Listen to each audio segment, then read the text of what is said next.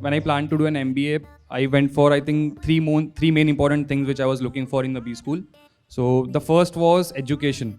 So I started out filtering B schools on the basis of education, if you see, and BITSoM was a big highlight for me in that because we have faculties from Harvard, Wharton, NYU, SMU. So you pick up any top school and we have faculties from that. So rather than flying all this from B schools, taking different courses, we have faculties coming in for a few weeks and teaching us that courses themselves, which they kind of teach in those B schools.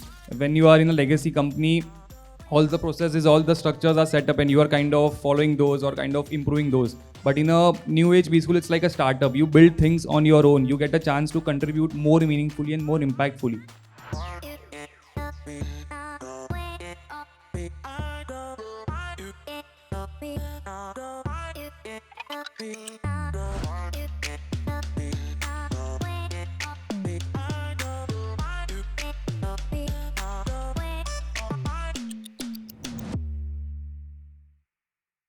Hello guys, we'll start with you introducing yourself and then we slowly take up the conversation ahead. Hi guys, I'm Sunaina. I was born in Delhi, but I've really moved around for like a huge part of my life. I've lived in Bangalore, I've lived abroad, and I think that's helped shape a lot of the experiences that I've had. I did my undergrad from JMC, Delhi University, and then I got into the HR profession when I worked as an HR business partner in EY. Then decided to do an MBA like most corporate professionals, and then got the opportunity to now work as an HR consultant with Deloitte. Hi everyone, good morning. I am Mohnish, based out of Ahmedabad. I'm currently a BITSoM alumni and currently working at the Aditya Birla Group's leadership program, where I was fortunate to be a part of several companies from sales at Birla White to marketing at Birla Opus, and currently I am doing a supply chain role at Hindalco. Apart from that, before my MBA, I did BBA honors in marketing and I also used to play lawn tennis. So yes, that's something about me. Great. Okay, so let's unpack your careers a little more. Why don't we elaborate on what you exactly do and what are some roles and responsibilities that you have been bestowed upon by your organization? I want to begin by explaining what HR consulting is because I don't think a lot of people really understand, because they typically think consulting is more towards like management consulting, supply chain, but no one understands that there is a vertical called HR consulting. So basically it's the same, right? You have clients, you have to solve problems for them and diagnose it and give your recommendations as to what they can do better. But it's related to HR. So clients can have problems like, yeah, we think our performance management process is not great because it's very subjective. Managers he feedback देते हैं. How do we ensure that it's very holistic and that you're getting a very unbiased view on an employee's performance? So you sort of help the client arrive at a better management system for them to ensure that they sort of take as many inputs as possible when they evaluate like employees like you when you work in companies, and to ensure that it's not very biased. So that's what we work on, and it can even be towards less HR problems such as workforce planning. So companies want to understand, how do we ensure that we have an optimal headcount? How do we ensure that for one person, we don't have 5 people doing the same job, or similarly, 5 people are not doing the job which can actually be done by one person. So this is also problems for which HR consultants are sort of roped in to just help companies and clients understand what they can do. Yeah. Lovely. So safe to say that you are HR of many companies. I mean, thanks for putting it that way, I guess. Yeah, I would like to say this going forward to people now. It could be a good one-liner for... Yeah, definitely. I think in interviews in the future, when maybe recruiters ask me, this is how I'm going to explain my job. So thank you for that. Okay, great. What about you?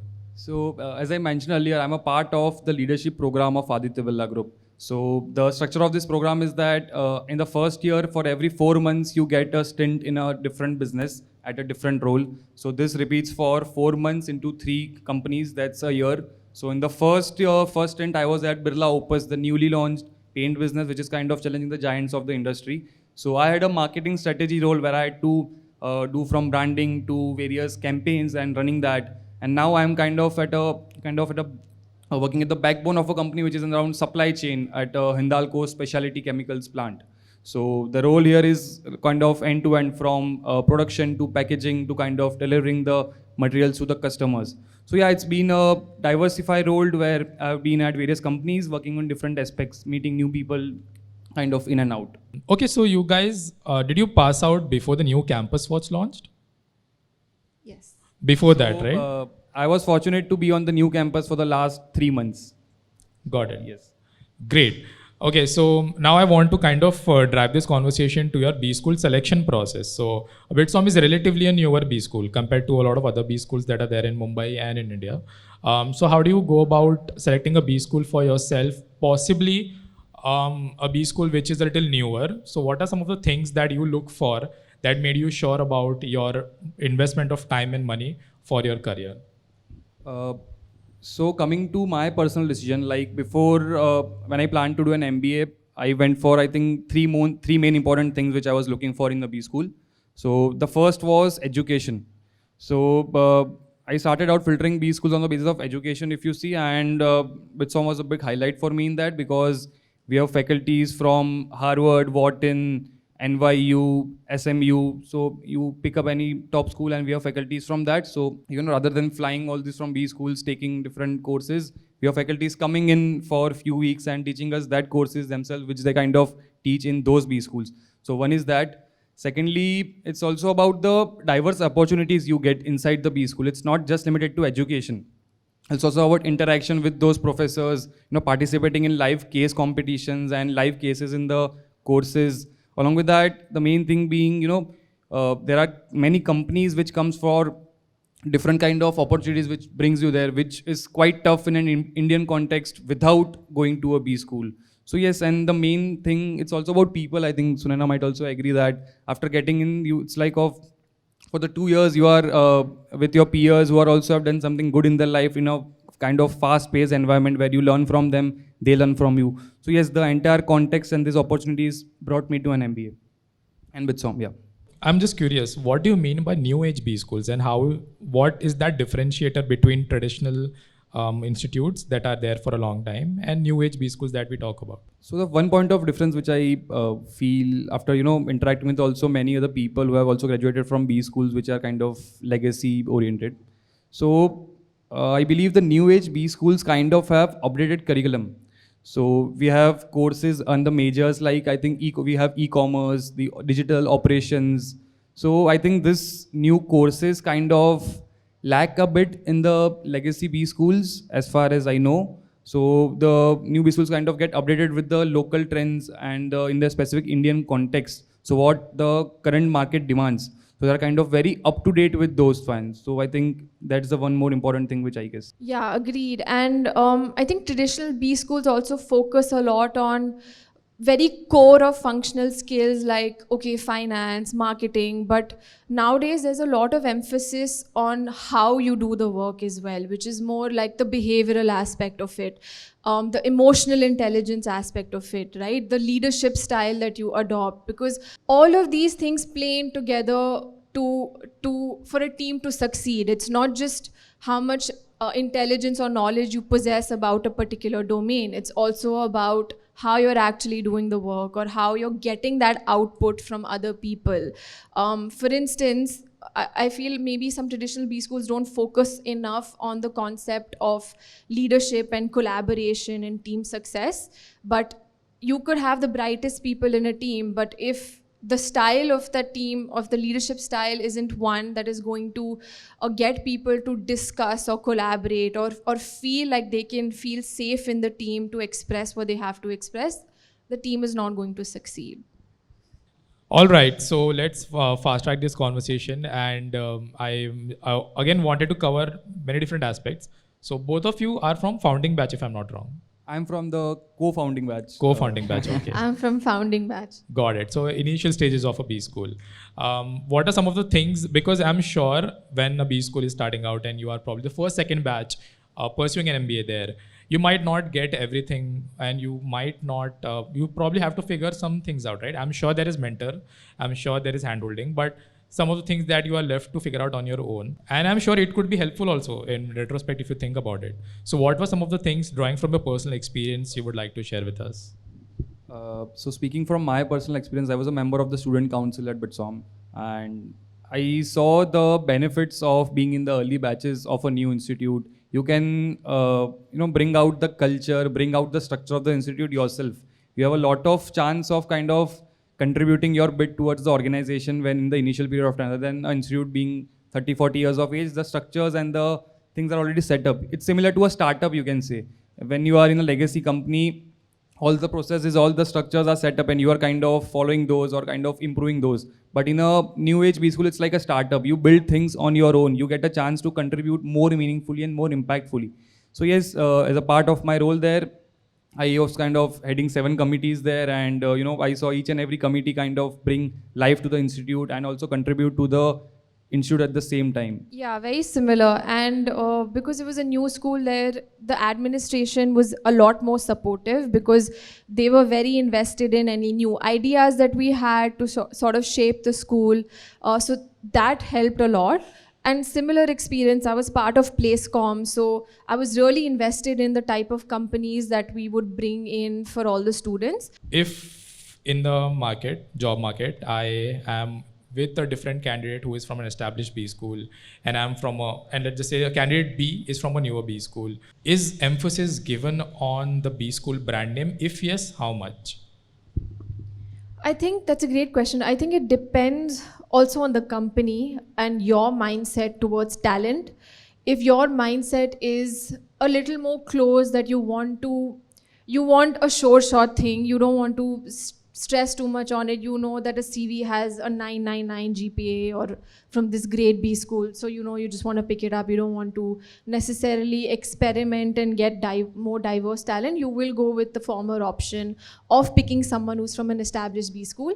But if you have a more open-minded approach to talent, which is that you look at an individual with respect to what they can bring to the table, and then you realize that that is not dictated by the B school you come from. That's really dictated by, okay, what are the 5 things that you've put on your resume that really stand out to me? And these things that you've put on your resume, are they transferable skills? Are they skills that I think will really be suited to the role and to the culture? So it really depends on actually the recruiter and the company's mindset and culture and approach towards recruitment. If you, like I said, if you want to experiment and if you want to seek someone who demonstrates certain skills and you want to look at the culture fit, it's not really going to matter whether they come from an established B school or not.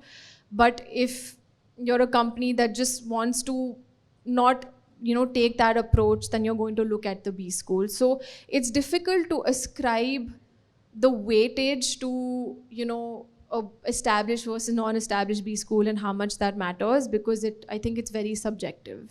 Okay, before I move on with our questions, I would like to again see if you guys have any questions that needs to be addressed first.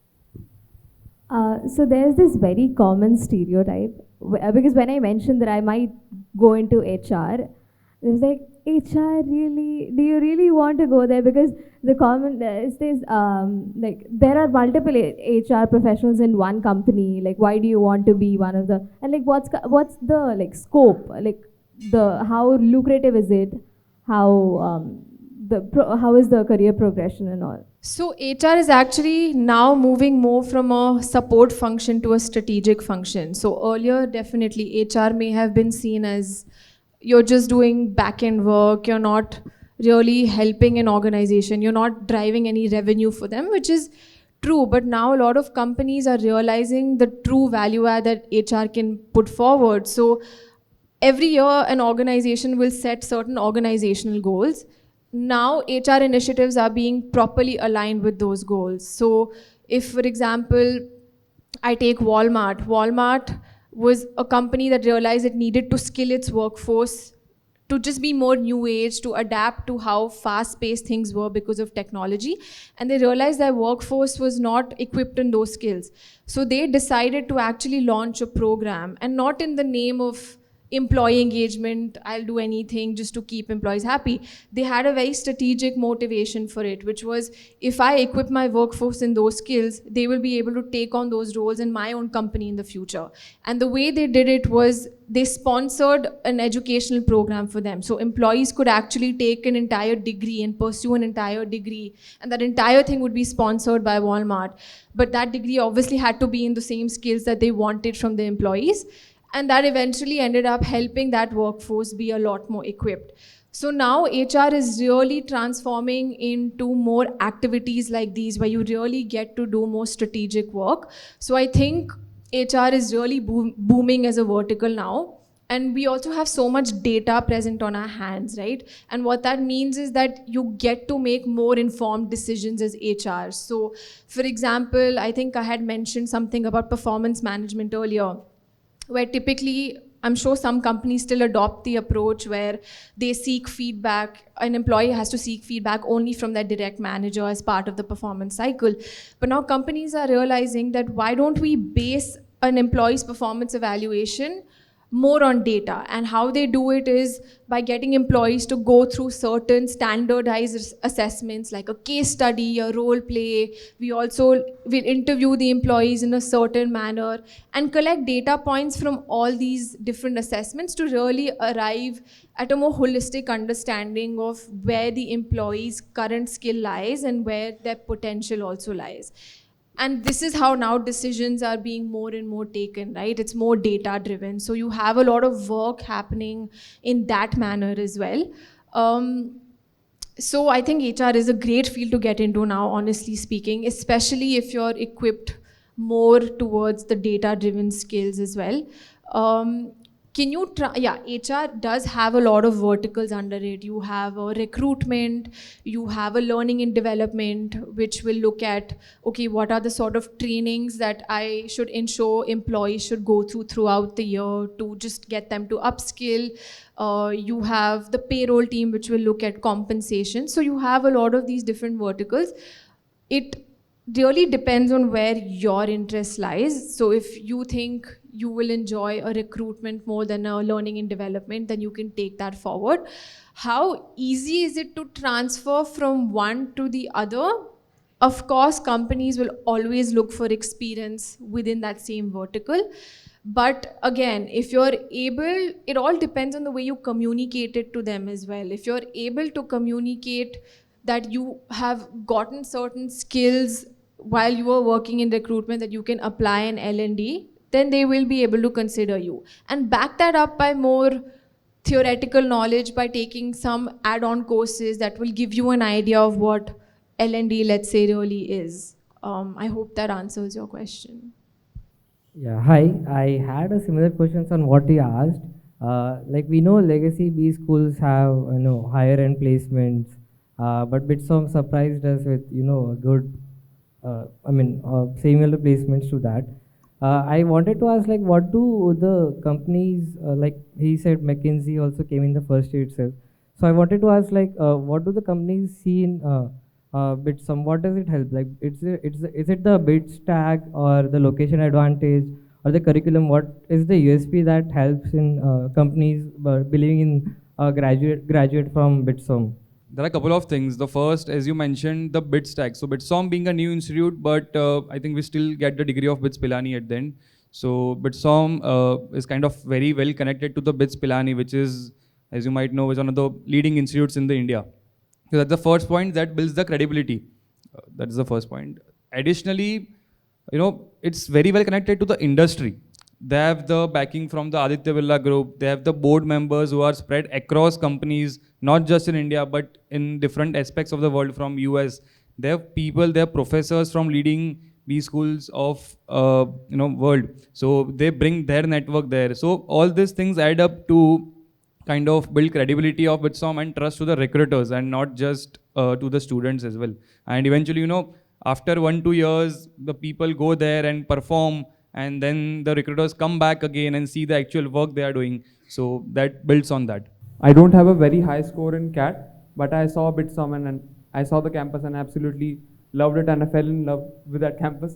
I said I want to go here. But I did not score good on my CAT and I'm not planning to give GMAT right now. So what do you think I should do right now? I have a 85.67 percentile in my CAT. What do you think I can do so that my chances are higher to get into BITSoM? Okay, so talking about BITSoM, it is a highly profile-based B school. As far as I remember, we don't have any cutoffs as of now, but we have past data points such that when I was there, the CAT percentile was around 94%. So it's a mix about you can get the error tables on both the sides, that what are the chances of getting in, and this is also based on your work experience, how much you have, or the other X factors, something, as in consulting companies go for spikes. Do you have any other spikes in your resume or the work you have done till now? So based on that, and good and bad is always subjective. I don't know what is good and what is bad. It is always for you, B school might be good, this might be, or someone, for them that might be aspirational. For the other one, I don't want to get in this. So everything is subjective over here, and you need to kind of get into some data points which are facts. Okay, what is their average placement, what is their average percentile of the batch, and this information is available to the public on their website as well. So I think that should help you. I just have let me just try and ask you a question. Is there, keeping CAT score aside, is there anything in your profile or whatever you've done in the past few years, that one thing that you're extremely confident about that you think stands out or is very unique? I have been constantly participating in my college and all the competitions that have elocutions, debates, and dancing. So I think I'm very active in extracurriculars, and I've also kept a good score in my academics in my college. The only thing that I was weak at was in my 12th. My score in 12th was very bad, but I think I have participated in a lot of extracurricular activities, and I have won a lot of extracurricular activities as well. And I'm upskilling myself by I want to get into marketing. So I'm doing courses on marketing and getting into digital marketing. I'm currently enrolled in a course as well.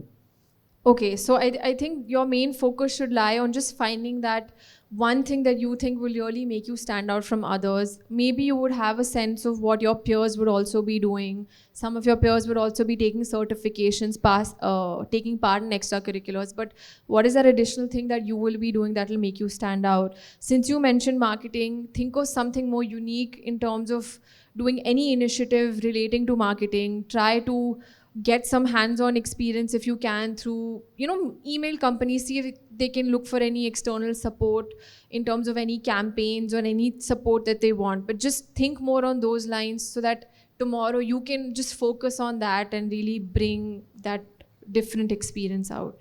Okay, so what doesn't get discussed enough, I feel, is the nature of any job. Let's just say HR has a particular nature of the job that you're kind of required to do. Marketing has a different nature of the job that you're required to do. From your personal experiences, I want to kind of shed light on the nature of the roles and the industry that you're a part of, and what are some of the challenges that are associated with that, so that we can help students not be a misfit for the career that they are planning to choose. I was fortunate to start my career in sales with Birla White, which is the India's largest white cement manufacturer. So, I was kind of inclined towards the sales and marketing domain, but, I just thought sales as a negotiation role or something like that. But, I understood the importance of market research, which people don't emphasize enough. Because everything, if someone wants to start a new company or a new product or a new business, it starts from the first step, which is market research. So you start with that, then you come up with, understanding the competition, you benchmark them, and then come up with some, market positioning roadmap, that where do you want your company or product to be in the next 5 years, next 10 years. After that, I was fortunate to be with Birla Opus in a marketing and strategy domain. So there I got some sense of branding, and I went through various customer journeys. So I kind of understood a holistic approach of how companies are taking some marketing decisions while understanding the consumers. The main highlight, I think, was the use of data and technology to drive business decisions. As of now, you see companies are not just guessing things. They want, and they're ready to spend on collecting data, analyzing those, and then taking the decisions after that, not just guessing it. Investments are quite big if you see at this branch. So yes, and currently I am at, as I mentioned, I am at Hindalco's in a operational role, which is kind of not very customer facing, but the role of supply chain is as critical as it can be, because if you see, without them, the sales and marketing won't have any product to sell and deliver to the customers. So yeah, based on these experiences, if there are any questions, I'm happy to answer more on them. I'll just start with an HR business partner because that's how I started my professional journey. HR business partner, I'll explain because I don't think a lot of people are aware what an HR business partner does. So whenever you're working in a company, you will be in touch with an HR person who is like your main point of contact for your entire tenure in the company. So any grievance, any issue, any policy related query that you have, anything and everything that you want to know relating to HR practices in the firm. Okay, what is your company's leave policy? How do I transfer from my department to a different department? What is the process? It goes via an HR business partner. So the HR business partner basically manages the entire employee life cycle from the time an employee joins the firm to the time the employee decides to leave the firm. So the challenges that I think typically HR business partners face is sometimes they don't possess enough relevant knowledge to be able to address the employee's question or grievance that they have. And that's because HR is consisting of multiple teams that are working on multiple different aspects. So, for example, if an employee comes and asks, okay, I want to know about more, has a very nuanced question about medical insurance, which you as an HR business partner are supposed to know the medical insurance policy, but you're not able to respond to that because you don't know the exact nuance behind that question because you're not the process owner of the medical insurance process. So what do you have to do? You have to reach out to different teams. You have to reach out to the medical insurance team to figure out how to respond to the employee's question. And the challenge there just lies in, increasing reliance on other teams at times, which leads to a lot of delays. Second, it's realizing that you have to at times as an HR business partner balance company interest with employee interest because at times they can be at odds with each other. So for example, a company wants, an employee has decided to leave the firm. They have to serve a notice period of 30 days by policy. The company wants the employee to serve the notice period, but the employee does not want to serve. What do? They eventually end up coming to HR to figure out the best course of action. You can't exactly take the employee side and say, and tell the business or tell the manager and the team that, no, this person has to be, we have to follow what the employee is saying, let that employee go, because that team needs that resource to work for 30 days. But at the same time, you also can't take the company side and tell the employee, no, we're going to force you to serve 30 days. So what do? So you have to really figure out how to balance the two. And the way to do that is just to say, okay, listen what, you both have to come to a mutual agreement as different parties and decide what the ideal notice period would be in this scenario. How closely is BITSoM associated with BITS Alumni Network? Like BITS Pilani Alumni Network. Do you guys get to interact with them? Do you have a common forum where probably you can reach out to people that you want to from that network? So there's a community of BITSA, which was, so if you graduate from BITS Pilani or BITSoM, everyone is a part of that network called BITSA community, and it is not just in India, it is present in probably each and every country you visit in the world. So you will find some other senior leader who is graduated from BITS, who is working in some other company or something like that. Additionally, it's not just limited to alumni. You also get support from BITS in other things. Let's say there's a incubation center, which is Pilani Entrepreneurship and Innovation Development Society, PIEDS. So if you have, someone is interested in starting something of their own, they can kind of go ahead and apply to that because you are an eligible member of BITS. You can go ahead. You can also go to the next stages of getting incubated. And if you go ahead, you can also get some funding rounds from them. They are quite involved with many VCs and Ps in the Indian network. So yes, you are quite connected. Then other than that, you also have Sports Fest. You get to visit BITS Goa, BITS Hyderabad and other campuses for participating in the Sports Fest, interacting with them in present. So yeah. Did you go to Goa or Hyderabad to play badminton?